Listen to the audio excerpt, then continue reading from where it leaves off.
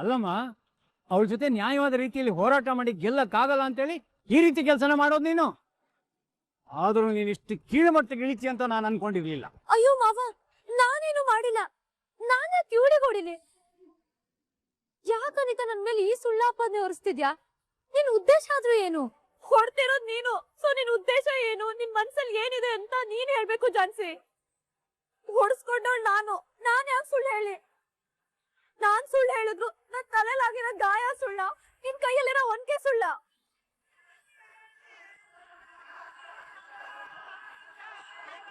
ಹೌದೌದು, ಇವಳು ಅನಿತಾ ಹೊಡ್ದಿದ್ದು ನಾನೇ ನೋಡಿದ್ದೀನಿ.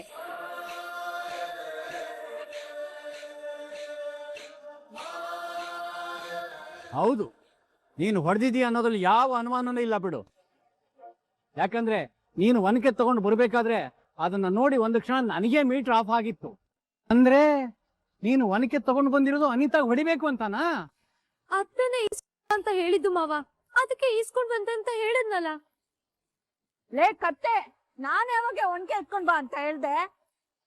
ನಾನ್ ನಿನ್ ಜೊತೆ ಮಾತಾಡೇ ಇಲ್ಲ. ಅತ್ತೆ, ಯಾಕೆ ಹೀಗ್ ಸುಳ್ಳು ಹೇಳ್ತಿದ್ದೀರಾ? ನೀವ್ ಹೇಳಿದಕ್ಕೆ ತಾನೆ ನಾನು ಈಸ್ಕೊಂಡ್ ಬಂದಿದ್ದು.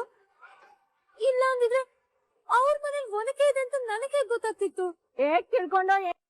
ನೀನೇನ್ ಸಾಮಾನ್ಯಲ್ಲ, ನೀನ್ ಹೇಗಾದ್ರೂ ತಿಳ್ಕೊಂತೀಯ. ಆದ್ರೂ ಇಷ್ಟು ಕೀಳ್ಮಟ್ಟಿಗೆ ಯೋಚನೆ ಮಾಡಬಾರ್ದಿತ್ತು ನೀನು. ನಿಮ್ಮ ಚಾಲೆಂಜು ಹೋರಾಟ ಎಲ್ಲ ನ್ಯಾಯವಾದ ಮಾರ್ಗದಲ್ಲೇ ಇರ್ಬೇಕಾಗಿತ್ತು. ಅದು ಬಿಟ್ಟು ನಿನ್ನ ಸ್ವಾರ್ಥಕ್ಕೋಸ್ಕರ ನೀನ್ ಈ ರೀತಿ ಮಾಡಿದ್ದು ತಪ್ಪು. ಇವಾಗ ಇಲ್ಲೇನ್ ನಡೀತಾ ಇದೆ ಅನ್ನೋದು ನನಗ್ ಅರ್ಥ ಆಯ್ತು. ಎಲ್ರೂ ಸೇರಿ ನನ್ ಇರೋ ತಪ್ಪನ ನನ್ ಮೇಲೆ ಹಾಕ್ಬೇಕು ಅಂತ ಡಿಸೈಡ್ ಮಾಡಿದಿರ ಅಲ್ವಾ? ಇಷ್ಟು ದಿನ ಎಲ್ಲಾ ಟಾಸ್ಕ್ ಅಲ್ಲೂ ನಾನೇ ಗೆದ್ದಿದ್ರು, ಮೋಸದಿಂದ ಅನ್ಯಾಯದ ದಾರಿಲಿ ಹೋಗಿ ಅನಿತನ್ ಗೆಲ್ಸಿದ್ರಿ. ಯಾವ್ದ್ರಿಂದನೂ ನನ್ನ ಸೋಲ್ಸಕ್ಕಾಗಲ್ಲ ಅಂತ ಹೇಳಿ ಕುತಂತ್ರ ಮಾಡಿ ನನ್ನ ಸೋಲ್ಸಿ ಈ ಮನೆಯಿಂದ ಕಳಿಸ್ಬೇಕು ಅಂತ ಪ್ಲಾನ್ ಮಾಡಿದೀರಾ. ಹುಚ್ಚೆ ಬಾಯಿ, ಮೋಸ ಮಾಡಿ ನನ್ ಮಗನ್ ಕೈಲಿ ತಾಳಿ ಕಟ್ಟಿಸ್ಕೊಂಡವಳು ನೀನು.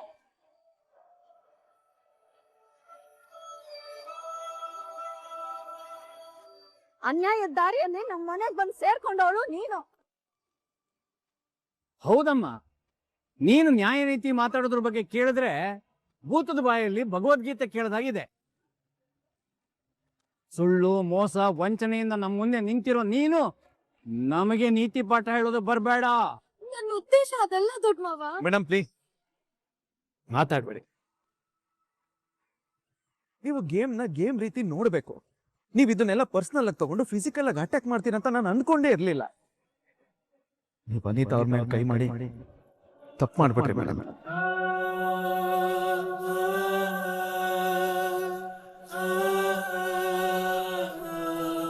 ರಾಘು, ನಾನೊಬ್ಬರನ್ನ ಸೋಲ್ಸ್ಬೇಕಂತೇಳಿ ಮೋಸದ ಪ್ರಯತ್ನ ಮಾಡ್ತೀನಿ ಅಂತ ನಿನಗೂ ಅನ್ನಿಸ್ತಿದ್ಯಾ?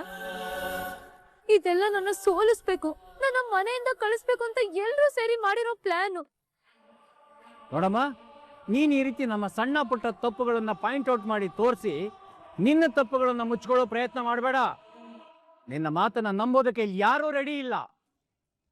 ಪ್ಲೀಸ್ ಎಲ್ರು ಒಂದ್ ಸ್ವಲ್ಪ ಸುಮ್ಮನೆ ಇರ್ತೀರಾ?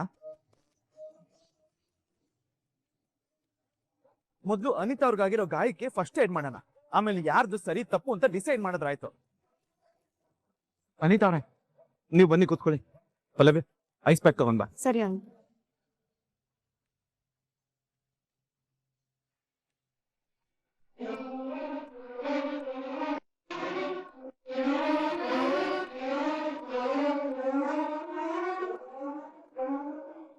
ಅನಿತಾ ಅವ್ರೆ, ತುಂಬಾ ನೋವಾಗ್ತಿದ್ಯಾ? ಹೌದು ರಾಘವೇಂದ್ರ ಅವ್ರೆ, ಜೋರಾಗಿ ಏಟ್ ಬಿತ್ತಲ್ವಾ, ಅದಕ್ಕೆ ನೋವಾಗ್ತಾ ಇದೆ. ಸರಿ ಹೋಗುತ್ತೀರಿ ಒಂದ್ ನಿಮಿಷ. ಅಮ್ಮ,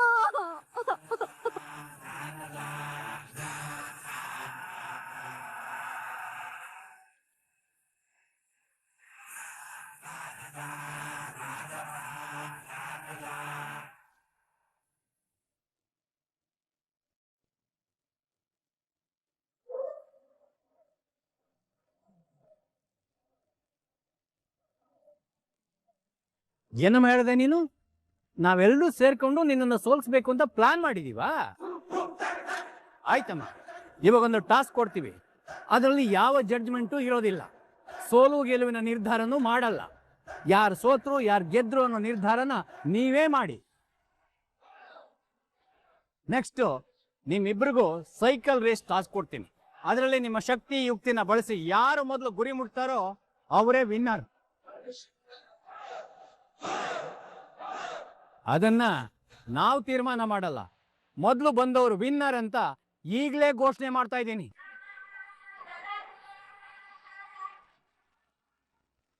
ಇವಾಗ ಸುಳ್ಳು, ಅನ್ಯಾಯ, ಮೋಸ, ವಂಚನೆ ಯಾವುದೂ ಇರೋದಿಲ್ಲ. ಇದರಲ್ಲಿ ನಿಮ್ಮ ಕೆಪಾಸಿಟಿ ತೋರಿಸಿ.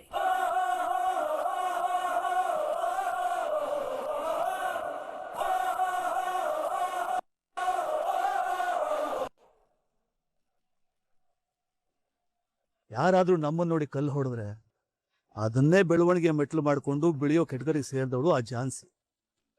ನೋಡ್ ತುಳಸಿ, ನನಗೆ ಗೊತ್ತಿರುವಾಗ ಈ ಝಾನ್ಸಿ ಚಾಲೆಂಜ್ಗಳನ್ನ ಮಾಡಿಕೊಂಡು ಇಂಥ ಸಾವಿರಾರು ಪ್ರಾಬ್ಲಮ್ಗಳನ್ನ ಫೇಸ್ ಮಾಡಿಕೊಂಡು ಎದುರುಗಳಿಗೆ ನಡ್ಕ ಹುಟ್ಟಿಸಿ ಈ ಲೆವೆಲ್ಗೆ ಬೆಳೆದು ನಿಂತಿದ್ದಾಳೆ. ಅಂಥದ್ರಲ್ಲಿ ಈಗ ನೀನು ಸೃಷ್ಟಿ ಮಾಡಿ ಅದ್ರಲ್ಲಿ ಸಕ್ಸಸ್ ಪಡೆಯೋಕೆ ಆಗತ್ತಾ? Stop it Nagarjun.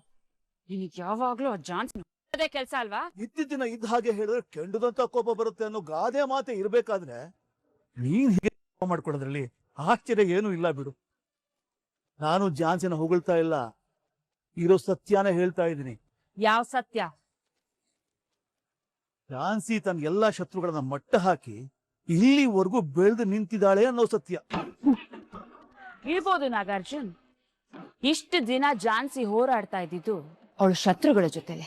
ಆದ್ರೆ ಇವಾಗ ಅವಳು ಹೋರಾಡ್ಬೇಕಾಗಿರೋದು ಅವಳ ಜೊತೆಲೇ ಇಟ್ಕೊಂಡು ಸಂಚು ಮಾಡಿ ಹೊಂಚಾಕಿ ಅವಳನ್ನ ಸೋಲ್ಸ್ಬೇಕು ಅಂತಿರೋ ಹಿತಶತ್ರುಗಳ ಜೊತೆಲಿ. ಅದು ನಿನಗೆ ನೆನಪಿರ್ಲಿ. ಶತ್ರು ಆದ್ರು ಹಿತಶತ್ರು ಆದ್ರು ಆ ಝಾನ್ಸಿಗೆ ಒಂದ್ ಲೆಕ್ಕನ ಮಾಮ್. ನೋಡು ಪ್ರಣವ್, ನಾವು ಯಾರನ್ನ ಜಾಸ್ತಿ ನಂಬ್ತೀವೋ, ನಮ್ಮವರು ಅಂತ ಅನ್ಕೊಳ್ತೀವೋ ಅವರಿಂದಾನೇ ನಾವು ಜಾಸ್ತಿ ಮೋಸ ಹೋಗೋದು. ಒಂದ್ ತಿಳ್ಕೊ ಪ್ರಣವ್, ಶತ್ರುಗಳಿಗಿಂತ ಹಿತಶತ್ರುಗಳೇ ತುಂಬಾ ಡೇಂಜರ್. ಯಾಕಂದ್ರೆ ಅವ್ರು ನಮ್ ಜೊತೆಲೇ ಇರ್ತಾರೆ, ನಮ್ಮವ್ರ ತರನೇ ಕಾಣಿಸ್ತಾರೆ, ಆದ್ರೆ ನಮ್ ಸೋಲನ್ನೇ ಬಯಸ್ತಾ ಇರ್ತಾರೆ. ಹಾಗೆ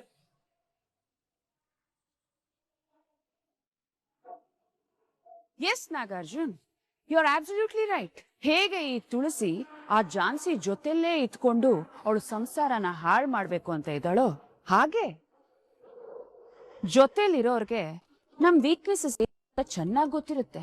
ಹಾಗಿದ್ಮೇಲೆ ಅವ್ರ ವಿರುದ್ಧ ಗೆಲ್ಲದಿಕ್ ಸಾಧ್ಯನಾ? ಇವಾಗ ಝಾನ್ಸಿ ಫೇಸ್ ಮಾಡ್ತಿರೋದು ಅದನ್ನೇ, ಅವಳು ಜೊತೆಲೇ ಇಟ್ಕೊಂಡು ಅವಳ ಅಗೇನ್ಸ್ಟ್ ಮಸ್ಲತ್ ಮಾಡ್ತಾ ಇರೋ ಹಿತಶತ್ರುಗಳನ್ನ. ಇಷ್ಟು ದಿನ ಝಾನ್ಸಿ ಗೆಲ್ತಾ ಇದ್ದಿದ್ದು ಅವಳ ಎದುರುಗಡೆ ನಿಂತ್ಕೊಂಡು ಚಾಲೆಂಜ್ ಮಾಡ್ತಾ ಇದ್ದ ಶತ್ರುಗಳು. ಆದ್ರೆ ಇವಾಗ ಅದು ಸಾಧ್ಯನೇ ಇಲ್ಲ. ಯಾಕೆ ಅಂದ್ರೆ ಇವಾಗ ಅವಳು ಸುತ್ತ ಇರೋರು ಸಮಯ ನೋಡಿ ಬೇಟೆ ಆಡೋ ನರಿಗಳು. ಅಂತ ಹಿತಶತ್ರುಗಳ ಬಲೆಯಿಂದ ಝಾನ್ಸಿ ಮಾತ್ರ ಅಲ್ಲ, ಆ ದೇವ್ರು ಬಂದ್ರು ತಪ್ಪಿಸ್ಕೊಳಕ್ಕೆ ಸಾಧ್ಯ ಇಲ್ಲ. ಈ ಸಲ ಅವಳ ಸೋಲು ಕಟ್ಟಿಟ್ಟ ಬುದ್ಧಿ.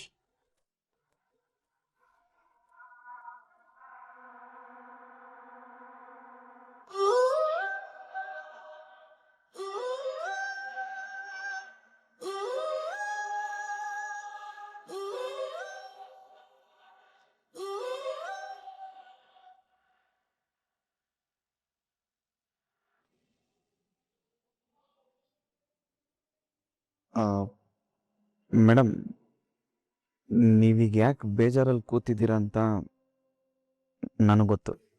ಓ, ನೀನಲ್ಲಿ ನನ್ ವಿರುದ್ಧವಾಗಿ ಬ್ಲೇಮ್ ಮಾಡಿ ಮಾತಾಡ್ದೆ ಅಂತ ನಾನು ಇಲ್ಲಿ ಡಲ್ಲಾಗಿ ಕೂತಿದ್ದೀನಿ ಅನ್ಕೊಂಡ್ಯಾ? ಇಲ್ಲ, ನಾನು ಅನಿತಾ ಅವ್ರನ್ನ ಕೇರ್ ಮಾಡಿದ್ದಕ್ಕೆ ಅವ್ರ ಗಾಯ ಆಗಿದ್ದ ತಲೆಗೆ ಐಸ್ ಪ್ಯಾಕ್ ಇಟ್ಟಿದ್ದಕ್ಕೆ ಅಲ್ವಾ? ಗೊತ್ತಿದ್ದು ಮತ್ತೆ ನನ್ ಕೋಪನ ಹೆಚ್ಚು ಮಾಡೋದಕ್ಕೆ ಬಂದಿದ್ಯಾ? ಮೇಡಮ್, ನಾನು ಅವ್ರಿಗೆ ಕೇರ್ ಮಾಡಿದ್ದು ಜಸ್ಟ್ ಒಂದು ಮಾನವೀಯತೆ ದೃಷ್ಟಿ.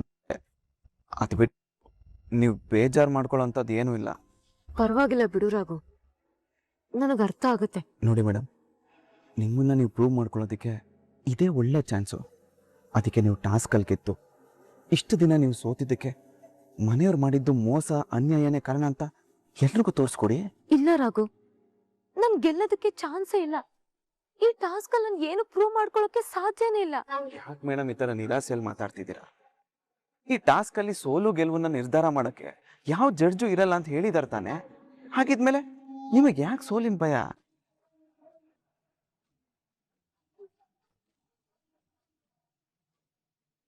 ಟಾಸ್ಕ್ ಅಲ್ಲಿ ಪಾರ್ಟಿಸಿಪೇಟ್ ಮಾಡಕ್ಕಾದ್ರೆ ತಾನೆ ಸೋಲು ಗೆಲುವಿನ ಬಗ್ಗೆ ಯೋಚನೆ ಮಾಡಕ್ಕಾಗೋದು. ಮೇಡಮ್, ನೀವ್ ಏನ್ ಮಾತಾಡ್ತಿದ್ದೀರಾ ಅಂತಾನೆ ನನಗೆ ಅರ್ಥ ಆಗ್ತಿಲ್ಲ. ಅದ್ ಸರಿ, ಈ ಟಾಸ್ಕ್ ಅಲ್ಲಿ ನೀವ್ ಯಾಕೆ ಪಾರ್ಟಿಸಿಪೇಟ್ ಮಾಡಕ್ಕಾಗಲ್ಲ? ಯಾಕಂದ್ರೆ ನನಗ್ ಸೈಕಲ್ ಓಡ್ಸಕ್ಕೆ ಬರಲ್ಲ.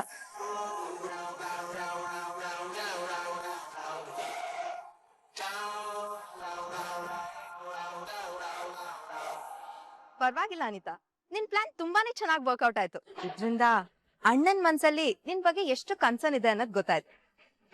ನೋಡನಿತಾ, ಪ್ರಯತ್ನ ಮಾಡಿದ್ರೆ ಅವಳ ಜಾಗನ ಖಾಲಿ ಮಾಡಿಸಿ ನೀನ್ ಸೇರ್ಕೋಬಹುದು ಅನ್ನೋದ್ರಲ್ಲಿ ಯಾವ್ದೇ ಡೌಟ್ ಇಲ್ಲ.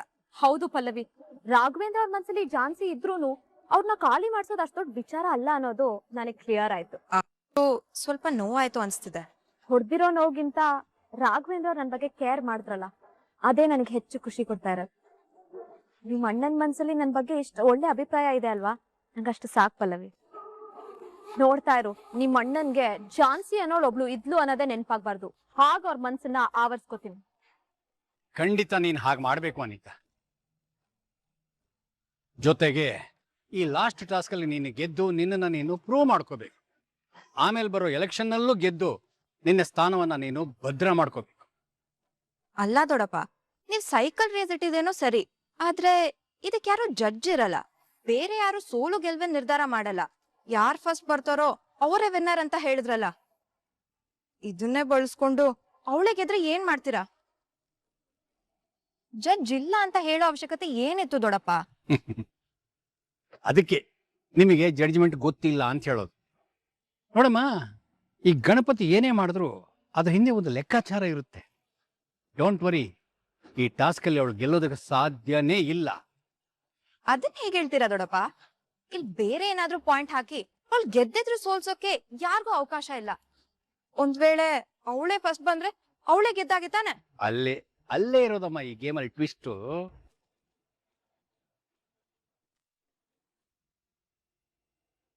ಟ್ವಿಸ್ಟಾ? ಅದೇನ್ ದೊಡ್ಡ ಮಾವ? ಅವಳಿಗೆ ಸೈಕಲ್ ಓಡ್ಸಕ್ಕೆ ಬರಲ್ಲ.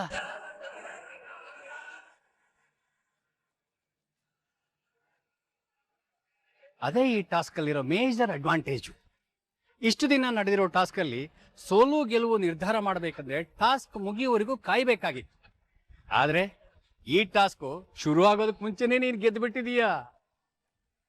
ಅಂದ್ರೆ ಸೈಕಲ್ ಓಡ್ಸೋಕೆ ಬರ್ದೆ ರೇಸ್ಗೆ ಬರ್ತೀನಿ ಅಂತ ಒಪ್ಕೊಂಡಿದ್ದಾಳ? ಅದ್ ಸರಿ ದೊಡ್ಡಪ್ಪ, ನಿಮ್ಗೆ ಹೇಗೆ ವಿಷಯ ಗೊತ್ತಾಯ್ತು?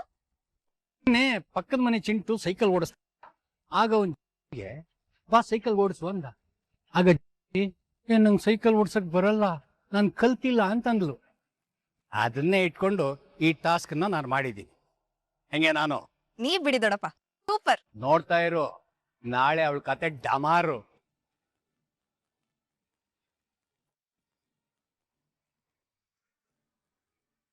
ಮೇಡಮ್, ಏನ್ ಈ ರೀತಿ ಶಾಕ್ ಕೊಡ್ತಿದ್ದೀರಾ? ನಿಜವಾಗ್ಲೂ ನಿಮಗ್ ಸೈಕಲ್ ಓಡ್ಸಕ್ ಬರಲ್ವಾ? ಪ್ರಾಮಿಸ್, ನನಗ್ ಬರಲ್ಲ ರಾಘು.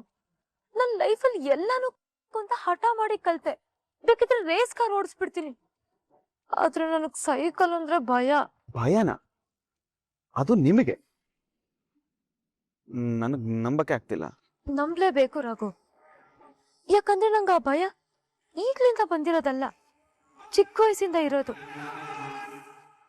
ಅದೇನೋ ಗೊತ್ತಿಲ್ಲ ರಾಘು, ನಾನ್ ಚಿಕ್ಕವಳಿದ್ದಾಗ್ಲಿಂದಲೂ ಸೈಕಲ್ ಅಂದ್ರೆ ಭಯ. ಸೈಕಲ್ ಓಡ್ಸೋದ್ ಲೈಫ್ಗೇನು ಅಷ್ಟು ಇಂಪಾರ್ಟೆಂಟ್ ಅಲ್ಲ ಅಂತ ಅನ್ಕೊಂಡಿದ್ದೆ.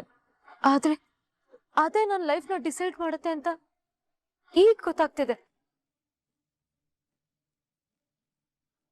ಮೇಡಮ್, ಇವಾಗ್ಲೂ ಕಾಲ ಮಿಂಚಿಲ್ಲ. ಈ ಸೈಕಲ್ ಓಡ್ಸೋದೆಲ್ಲ ನಿಮಗೆ ದೊಡ್ಡ ವಿಷಯನೇ ಅಲ್ಲ. ನೀವು ಮನ್ಸಿದ್ರೆ ಈ ಸೈಕಲ್ ಓಡ್ಸೋದನ್ನ ಕಲ್ತು ಈ ಟಾಸ್ಕ್ ಅಲ್ಲಿ ಗೆಲ್ಬಹುದು. ಅಲ್ಲ ರಾಘು, ನನಗ್ ಸೈಕಲ್ ಅಲ್ಲಿ ಕರೆಕ್ಟಾಗಿ ಕೂತ್ಕೊಳ್ಳಲ್ಲ. ಇನ್ ಒಂದಿನದಲ್ಲಿ ಸೈಕಲ್ ಕಲಿಯಕ್ ಸಾಧ್ಯನಾ? It's impossible Raghu. ಇವಾಗ್ಲೂ ಗೆಲ್ಲಬೇಕು ಅಂತ ನಿರ್ಧಾರ ಮಾಡಿ. ನಿಮ್ಗಿರ ಆ ಒಂದು ಕೊರತೆನೂ ನೀಗಿಸ್ಕೋಬಹುದು. ಹಾಗಾದ್ರೆ ನಾನ್ ಸೈಕಲ್ ಕಲಿಬೋದು ಅಂತ್ಯಾ? ಹೌದು ಮೇಡಮ್. ಆದ್ರೂ ನನಗ್ ಭಯ ರಾಘು. ನೋಡಿ ಮೇಡಮ್, ಈ ಭಯನೇ ನಮ್ಮ ನಿಜವಾದ ಶತ್ರು, ಧೈರ್ಯನೇ ನಮ್ಮ ನಿಜವಾದ ಮಿತ್ರ. ನೀವ್ ಅನ್ಕೊಂಡಂಗೆ ಇಲ್ಲಿ ಬದುಕ್ಬೇಕು ಅಂತಂದ್ರೆ ಸೈಕಲ್ ಓಡ್ಸೋದನ್ನ ಕಲ್ತು ಟಾಸ್ಕ್ನ ಗೆಲ್ಲಲೇಬೇಕು. ನಮ್ ಸಂಬಂಧ ಉಳಿಸ್ಕೊಳ್ಳೋದಕ್ಕೋಸ್ಕರ ನಾನ್ ಏನ್ ಬೇಕಾದ್ರೂ ಮಾಡೇ ಮಾಡ್ತೀನಿ ರಾಘು. ಇಷ್ಟು ಕಾನ್ಫಿಡೆನ್ಸ್ ಇದ್ರೆ ಸಾಕು ಮೇಡಮ್. ನೀವು ಗೆಲ್ಲೋದನ್ನ ಯಾರು ತಡೆಯಕ್ಕಾಗಲ್ಲ. ಹಾಗಿದ್ರೆ ನೀನ್ ನನಗ್ ಸೈಕಲ್ ಓಡ್ಸೋದ್ ಕಲ್ಸ್ಕೊಡು. ನಾನಾ? ನೀನ್ ಕಲ್ಸ್ಕೊಡ್ದೆ ಮತ್ಯಾರ್ ಕಲ್ಸ್ಕೊಡ್ತಾರೆ ನನ್ ಮುತ್ತಿನ ಗಂಡ? ಸರಿ ಸರಿ, ನಾನು ಕಲ್ಸ್ಕೊಡ್ತೀನಿ ಅಷ್ಟೇ ತಾನೇ. ಥ್ಯಾಂಕ್ ಯು ಯಜಮಾನ್ರೆ.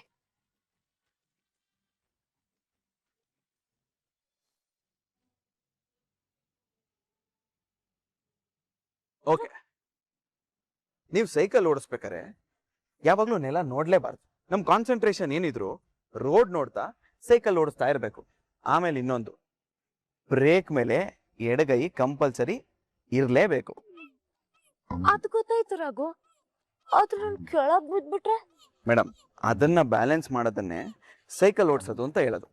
ಇವಾಗ ನೀವು ರನ್ನಿಂಗ್ ಅಲ್ಲಿ ಪೆಡಲ್ ತುಳಿತಾ ಬ್ಯಾಲೆನ್ಸ್ ಮಾಡ್ತಾ ಇದ್ದೀರಾ. ಅದೇ ಇವಾಗ ಸೈಕಲ್ನ ನಿಲ್ಲಿಸ್ಬೇಕು. ಮೊದಲು ಬ್ರೇಕ್ ಅಪ್ಲೈ ಮಾಡಿ ಕಾಲ್ನ ಕೆಳಗಿಟ್ಟು ಬೀಳ್ದೇ ಇರೋ ತರ ನಿಲ್ಲಿಸ್ಬೇಕು. ಸರಿ ಆಯ್ತು. ಓಕೆ, ಇವಾಗ ನಿಧಾನಕ್ಕೆ ಪೆಡಲ್ ತುಳಿರಿ. ಕಮಾನ್. ರಾಘು, ಭಯ ಆಗ್ತಿದೆ. ನಾನು ಇಲ್ವಾ ಮೇಡಮ್? ಕಾಲ್ ಪೆಡಲ್ ಮೇಲೆ ಇಟ್ಕೊಳ್ಳಿ. ಬ್ರೇಕ್ ಬಿಡಿ. ಹಾ, ವೆರಿ ಗುಡ್. ಪೆಡಲ್ ಮೇಲೆ ಇಟ್ಕೊಳ್ಳಿ. ಮುಂದೆ ನೋಡಿ. ಹಾ, ತುಳಿರಿ, ಪೆಡಲ್ ಮಾಡಿ.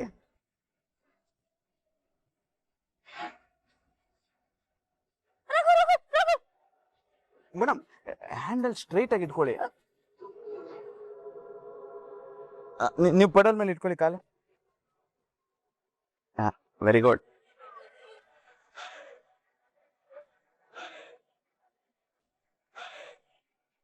ಈಗ ಒಂದ್ ಸ್ವಲ್ಪ ಸ್ಪೀಡ್ ಮಾಡೋಣ. ರೆಡಿ?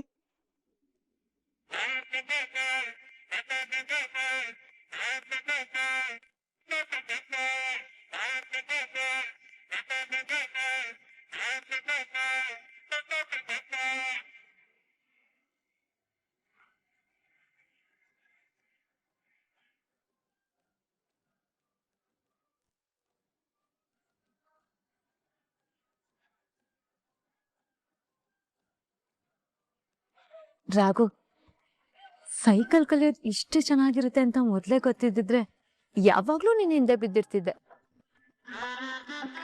ಇವಾಗ ನನ್ನ ಹಾಗೆ ನೋಡ್ತಿರ್ತೀರೋ ಅಥವಾ ಮುಂದೆ ನೋಡ್ಕೊಂಡು ಸೈಕಲ್ ಕಲಿತೀರಾ? ನಾನು ಹಾಗೆ ನೋಡ್ತಿದ್ರೆ ಅವ್ರ ಮುಂದೆ ಸೋಲ್ಬೇಕಾಗತ್ತೆ ಅಷ್ಟೆ. ಇವಾಗ ನಾನೇನಾದ್ರೂ ಕೈ ಬಿಟ್ರೆ ಸೀದಾ ಕೆಳಗಡೆ ಹೋಗಿ ಬಿದ್ದು ಕೈ ಕಾಲು ಮುರ್ಕೊಂತೀರ ಅಷ್ಟೇ. ನಾನ್ ಬಿದ್ದ ಕೈ ಹಿಡಿಯಕ್ಕೆ, ನನ್ನ ಗೆಲ್ಸೋದಕ್ಕೆ ನನ್ ಗಂಡ ಇರ್ಬೇಕಾದ್ರೆ ನನಗ್ ಯಾವ ಭಯ? ಇವಾಗ ಹೀಗೆ ಮಾತಾಡ್ತಿರ್ತೀರಾ ಅಥವಾ ಸೈಕಲ್ ಕಲಿತೀರಾ? ಇಲ್ಲ ಇಲ್ಲ, ಕಲಿತೀನಿ. ಓಕೆ, ಪೆಡಲ್ ಮೇಲೆ ಇಟ್ಕೊಳ್ಳಿ. ಮುಂದೆ ನೋಡಿ. Okay, very good. Handle straight ಆಗಿರ್ಲಿ.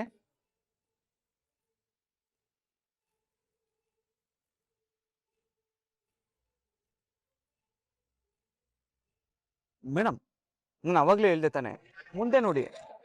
ನಾನು ಇದೀನಿ ತಾನೆ, ನಾನು ಬ್ಯಾಲೆನ್ಸ್ ಮಾಡ್ತೀನಿ. ಮುಂದೆ ನೋಡಿ.